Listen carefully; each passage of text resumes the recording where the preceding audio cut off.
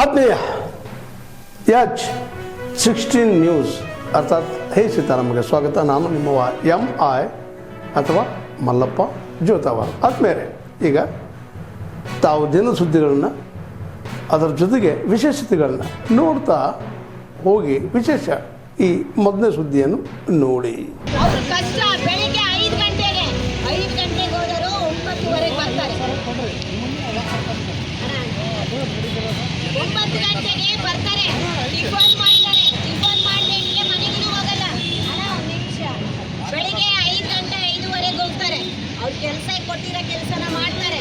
ಮಾಡಿ ಬಂದಮೇಲೆ ಟಿಫನ್ ಮಾಡಿ ತಿರುಗಿ 10 ಗಂಟೆಗೆ ಹೋದರೆ 2 ಗಂಟೆಗೆ ಬರ್ತಾರೆ. ಕೆಲಸ ಇಟ್ಕೊಂಡು 3:30 ಬರ್ತಾರೆ.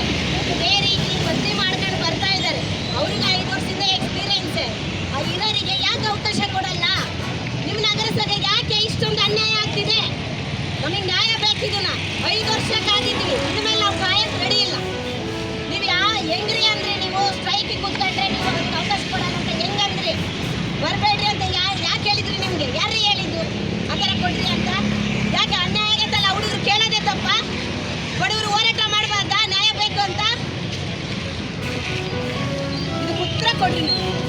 ನನಗೆ ಮಾಡ್ಕೊಡೋದು ಆಶ್ವಾಸನೆ ಬೇಡ ಸರ್. ನಮಗೆ ಅನ್ಯಾಯ ಆಗತ್ತೆ, ನನಗೆ ನ್ಯಾಯ ಕೊಡ್ರಿ. 500 ಕೋಟಿ ರೂಪಾಯಿಯನ್ನು ಕೊಡುಗೆ ಕೊಟ್ಟಂತ.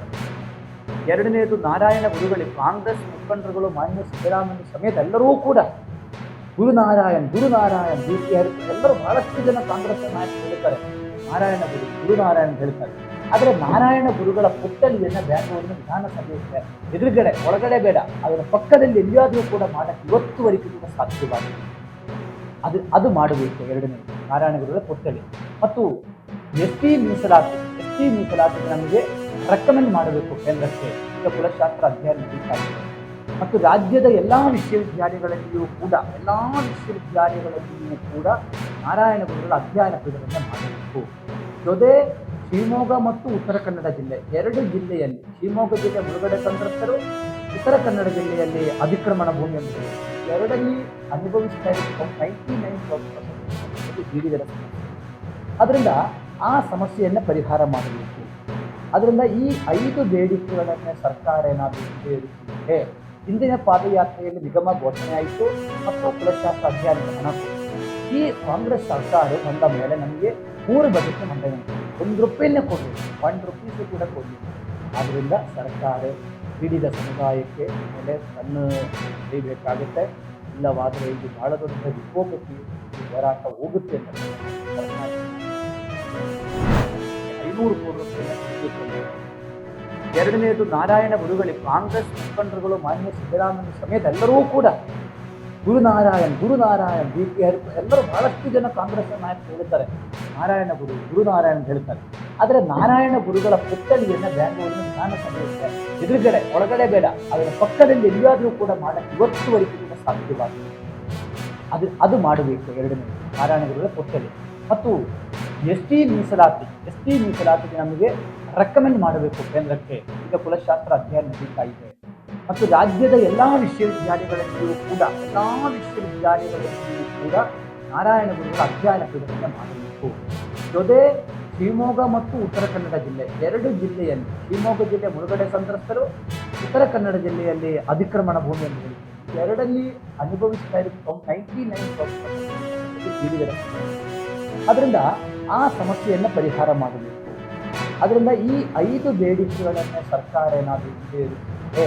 ಇಂದಿನ ಪಾದಯಾತ್ರೆಯಲ್ಲಿ ನಿಗಮ ಘೋಷಣೆ ಆಯಿತು ಮತ್ತು ಕುಲಶಾಸ್ತ್ರ ಅಧ್ಯಯನಕ್ಕೆ ಹಣ ಕೊಟ್ಟು ಈ ಕಾಂಗ್ರೆಸ್ ಸರ್ಕಾರ ಬಂದ ಮೇಲೆ ನಮಗೆ 3 ಬಜೆಟ್ ಮಂಡನೆ, 1 ರೂಪಾಯಿನೇ ಕೊಡಲಿಲ್ಲ, 1 ರೂಪೀಸು ಕೂಡ ಕೊಡಲಿಲ್ಲ.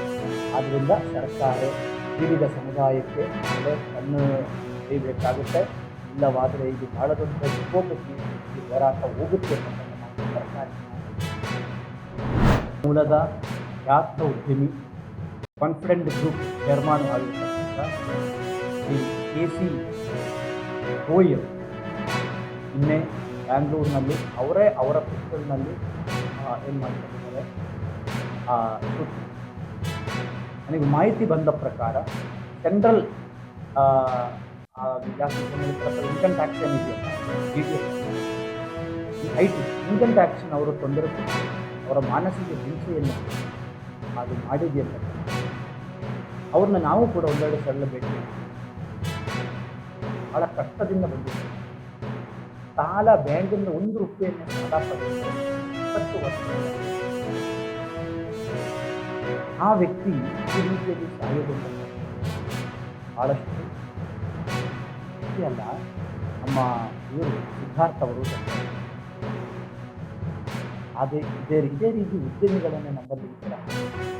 ಇದಕ್ಕೊಂದು ರೂಲ್ ಆ್ಯಂಡ್ ರೆಗ್ಯುಲೇಷನ್ ಕರ್ನಾಟಕ ಸರ್ಕಾರ ಅವ್ರಿಗೆ ಯಾರು ಮಾನಸಿಕ ಹಿಂಸೆ ಅವರ ಬಗ್ಗೆ ಆ ಆಫೀಸರ್ಸ್ಗೆ ಅವರ ಫೋನ್ ಕಾಲ್ಗಳು ಎಲ್ಲವನ್ನೇ ಕೂಡ ತನಿಖೆ ಮಾಡಿ ಕಠಿಣ ಕಾನೂನು ಕ್ರಮಗಳಿಂದ ತಿರುಗಿಸಬೇಕಾದ ಔಷಧಿ ಅಂತ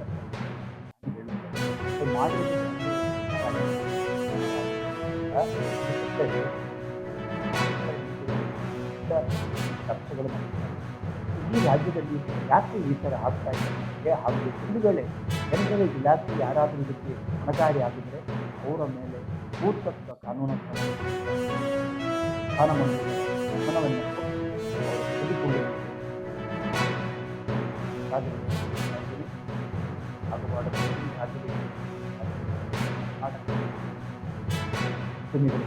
ರಕ್ಷಣೆಯಾಗಬೇಕು. ಈ ನಿಟ್ಟಿನಲ್ಲಿ ಅದೊಂದು ರೂಲ್ ಆ್ಯಂಡ್ ರೆಗ್ಯುಲೇಷನ್ ಸರ್ಕಾರ ತರಬೇಕು. ತಾವೆಲ್ಲ ಇಲ್ಲಿವರೆಗೆ ಸುದ್ದಿಗಳನ್ನು ನೋಡಿದಿರಿ, ಜೊತೆಗೆ ವಿಶೇಷ ಘಟನೆಗಳನ್ನು ಸಹ ನೋಡಿದಿರಿ. ಅದು ನಿಮಗೇನು ಅನ್ನಿಸ್ತು?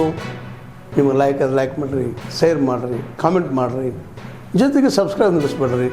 H16 ನ್ಯೂಸ್ ಅರ್ಥಾತ್ ಸಿದ್ದರಾಮಯ್ಯ ಸತ್ಯದ ಕೈಗಳಲ್ಲಿ ವಂದನೆಗಳು.